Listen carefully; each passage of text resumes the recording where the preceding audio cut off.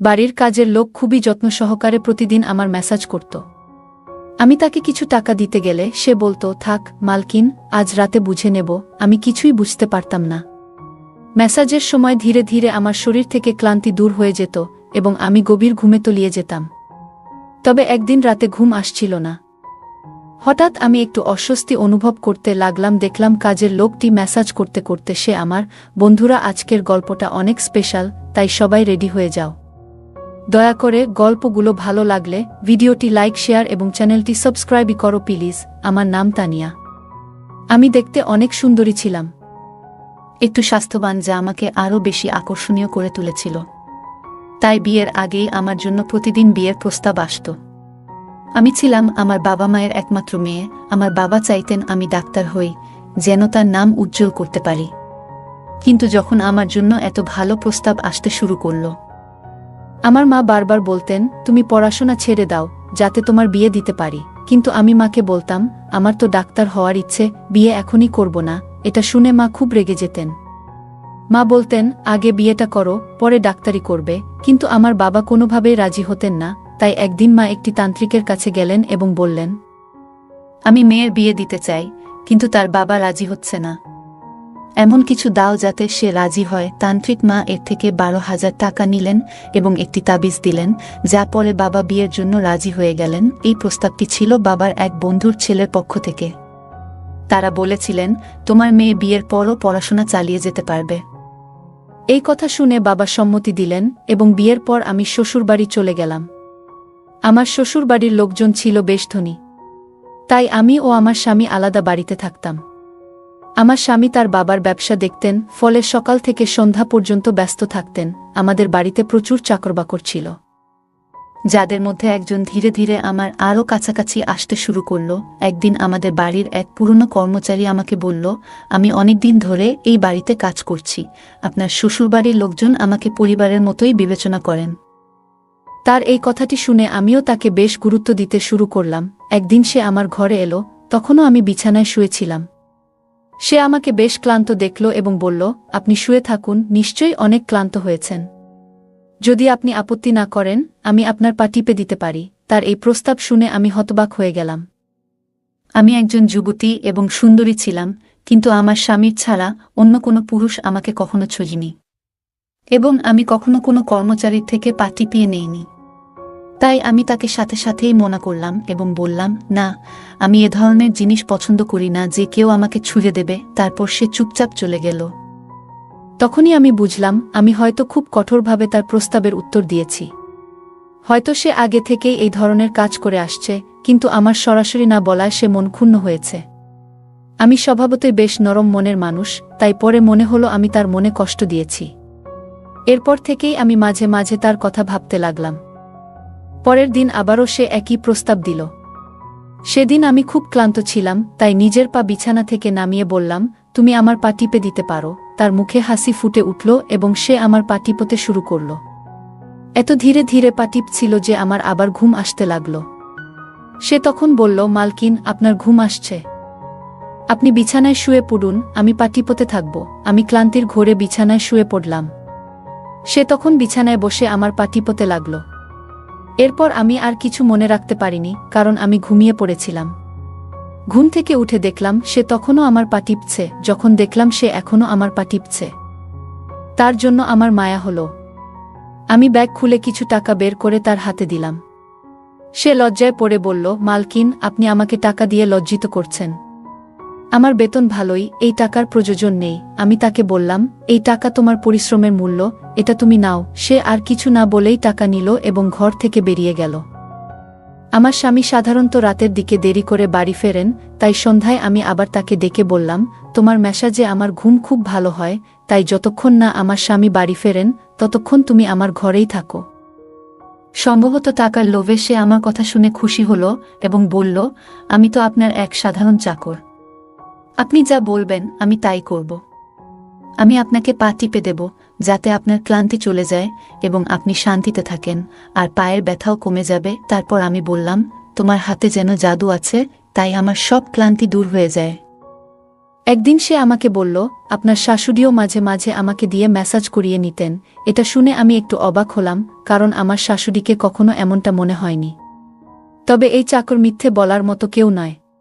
আমি শ্বশুরবাড়িতে 1 মাস হতে চলল এবং এই সময় আমি তাকে পর্যবেক্ষণ করেছি। সে সবসময় সত্যি কথাই বলে। আমাদের বাড়িতে আরও কয়েকজন কাজের লোক ছিল, তবে তাদের মধ্যে একজন ছিল খুব মিথ্যাবাদী এবং বিশ্বাসযোগ্য ছিল না। সে আমার কাছ থেকে শোনা কথা পুরো পাড়ায় ছড়িয়ে দিত, তাই আমি তাকে আমার ঘরে আসতে দিতাম না। তবে এই চাকর আমাদের পরিবারের পুরনো ছিল, তাই আমি তার উপর বিশ্বাস করতাম। সে যখন আমার ঘরে আসত সবসময় চোখ নিচু করে থাকত।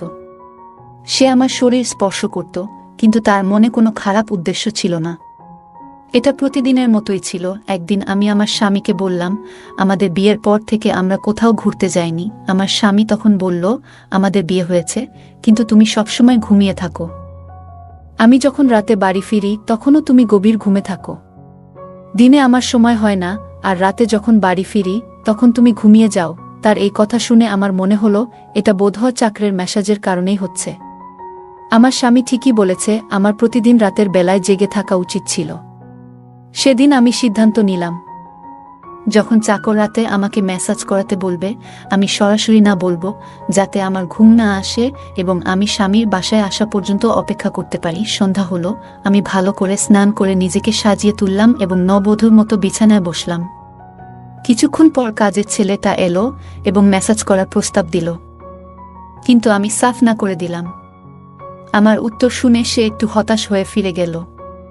কিছুক্ষণ পর সে আবার এলো, এবার তার হাতে 1 গ্লাস দুধ ছিল। আমি সেদিন কিছু খাইনি, তাই তাড়াতাড়ি দুধটা খেয়ে নিলাম এবং স্বামীর জন্য অপেক্ষা করতে লাগলাম। কিন্তু কিছুক্ষণের মধ্যেই আমি ঘুমিয়ে পড়লাম। সকালে যখন ঘুম ভাঙল, চাকর তৎক্ষণাৎ আমার ঘরে এসে বলল, মালকিন, আমি কি আপনার জন্য নাস্তা আনব? আমি স্বামীর বিছানার দিকে তাকালাম, সেটা ফাঁকা ছিল। চাকর বলল, মালিকের জরুরি কাজ ছিল, তাই তিনি নাস্তা করে চলে গেছেন। এটা শুনে আমার মেজাজ খারাপ হয়ে গেল। আমি সারারাত তার জন্য অপেক্ষা করেছিলাম, অথচ সে ভোরেই অফিসে চলে গেছে। আমি চাকরকে বললাম, আমার জন্য 1 কাপ চা নিয়ে এসো। সে ঘর থেকে বেরিয়ে যাওয়ার পর আমি হঠাৎ নিজের শরীরের দিকে তাকিয়ে অবাক হয়ে গেলাম।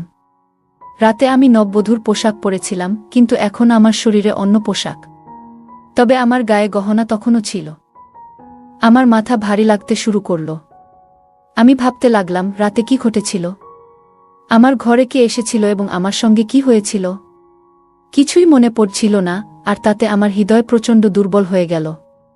তখনই চাকর চা নিয়ে ঘরে ঢুকল। আমি সেদিন চাকরকে বললাম, আমার শরীরটা খুব ক্লান্ত, তুমি যদি একটু ম্যাসাজ করে দাও।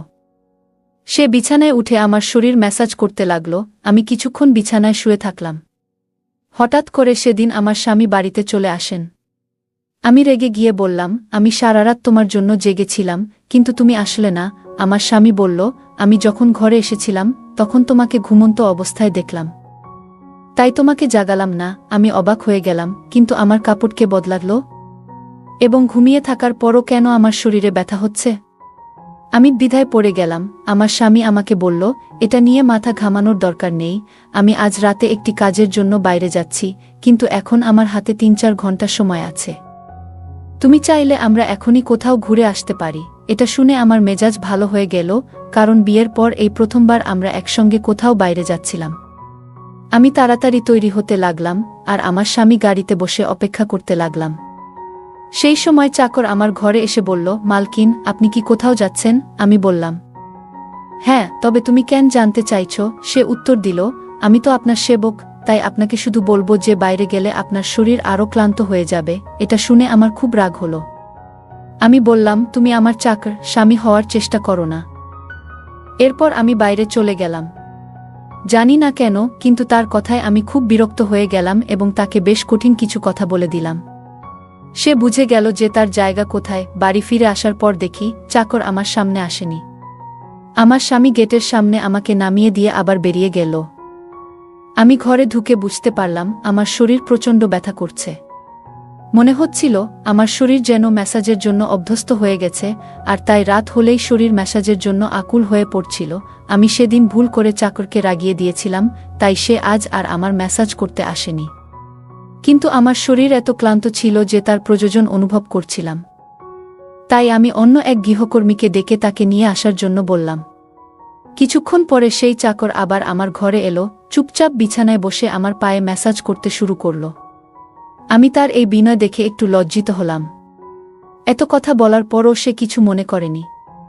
তাকে চুপচাপ দেখে আমি নিজেই বললাম, সেদিন কি যে হলো? আমি তোমাকে অকারণেই বকেছিলাম। আসলে আমি দীর্ঘদিন পর আমার স্বামীর সাথে বাইরে যাচ্ছিলাম, আর তাই তোমার কথা শুনতে ইচ্ছে হয়নি।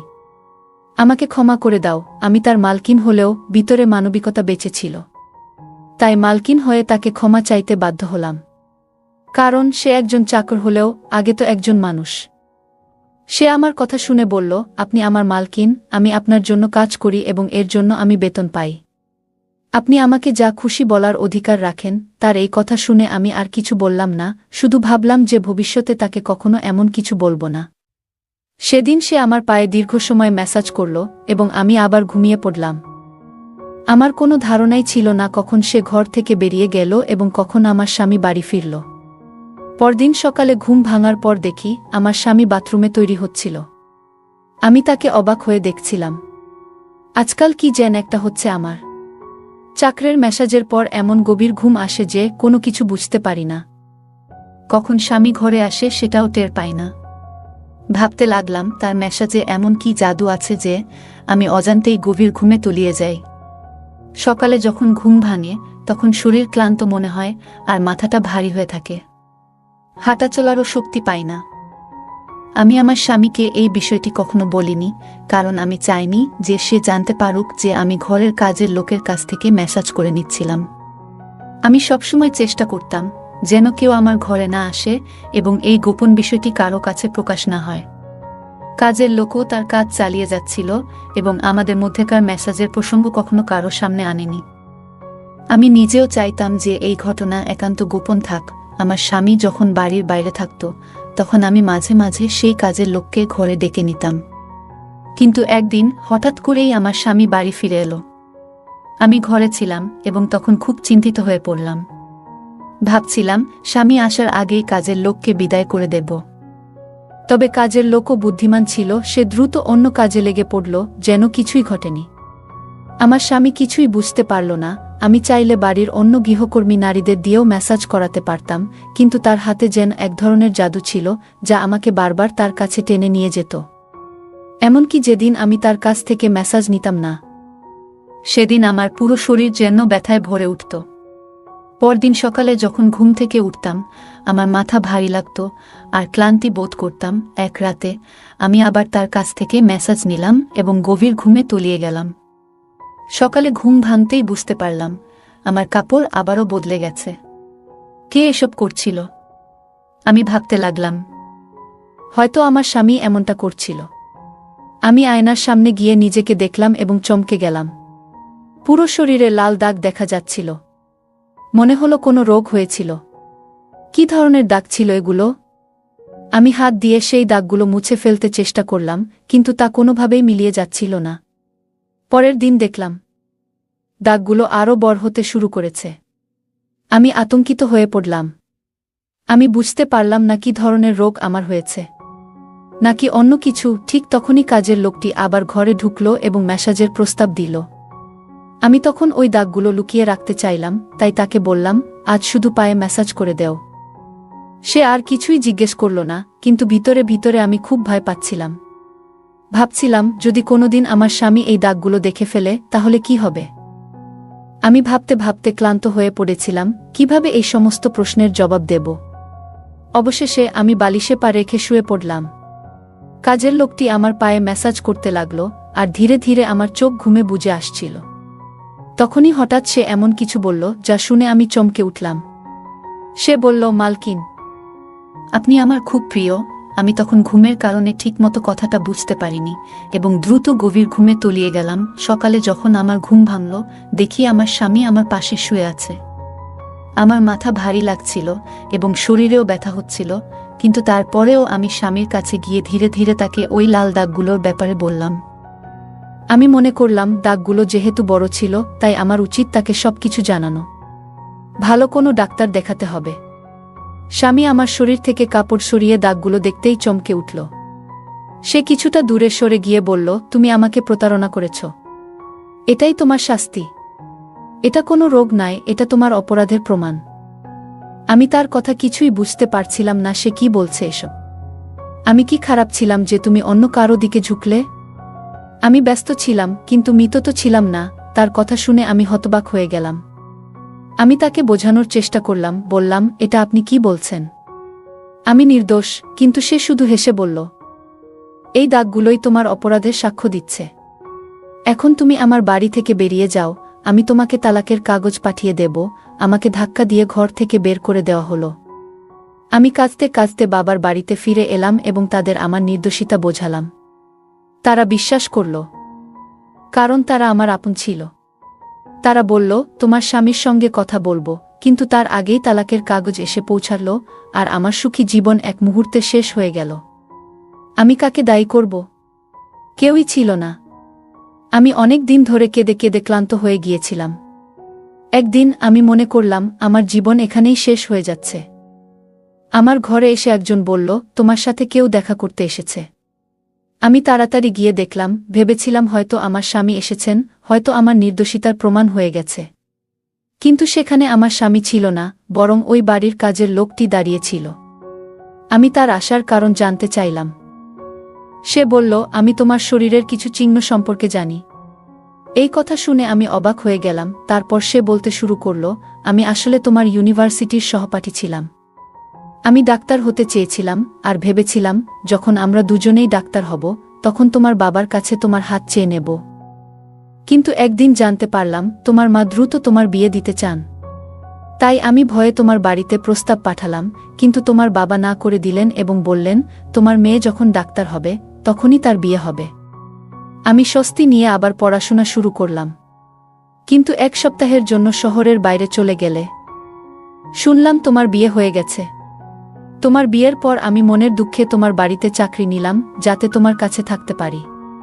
আমি তোমাকে কারো সঙ্গে ভাগ করতে চাইনি। এজন্যই আমি বিভিন্ন সময় তোমার ঘরে যেতাম। কখনো কখনো তোমার খাওয়া পানিতে ওষুধ মিশিয়ে দিতাম, যাতে তুমি ঘুমিয়ে পড়ো, আর তোমার স্বামী তোমার কাছে না আসতে পারে। আমি এইসব শুনে হতবাক হয়ে গেলাম। তুমি কি কখনো আমার সঙ্গে কিছু অন্যায় করেছ? আমি তাকে জিজ্ঞাসা করলাম। সে আমার হাতে তার মাথা রাখল এবং বলল, আমি তোমাকে ভালোবাসি, তোমার অনুমতি ছাড়া আমি কিছু করিনি। তারপর সে আমার শরীরের চিহ্নগুলোর দিকে ইশারা করল এবং হেসে বলল, এগুলো শুধুই একটি ইনফেকশন ছিল, যা আমি ইচ্ছাকৃতভাবে সৃষ্টি করেছি, যাতে তোমার স্বামীর সন্দেহ হয় আমাদের নিয়ে। এরপর সে আমার কাছ থেকে ক্ষমা চাইতে থাকল, কিন্তু আমি তাকে ক্ষমা করিনি। এভাবে 6 মাস চলে যায়। সে সব সময় আমার পিছনে ঘুরতে থাকে। এই 6 মাসে আমার স্বামী আর কোনো খোঁজ নেয়নি। তাই আমি পরে ক্ষমা করে দেই। আমি বুঝতে পারছিলাম যে সে আমাকে সত্যি অনেক ভালোবাসে। তাই আমরা পরে বিয়ে করে নেই। আমি আবার নতুন করে সংসার শুরু করি। এখন আমি আগের চেয়ে অনেক সুখে আছি। গল্পটা কেমন লাগলো জানাতে ভুলবে না। আরও মজার মজার রোমান্টিক গল্প শুনতে চাইলে ভিডিওটি লাইক, শেয়ার এবং চ্যানেলটি সাবস্ক্রাইব করতে এবং বেল আইকনটি ক্লিক করতে ভুলবে না। ধন্যবাদ।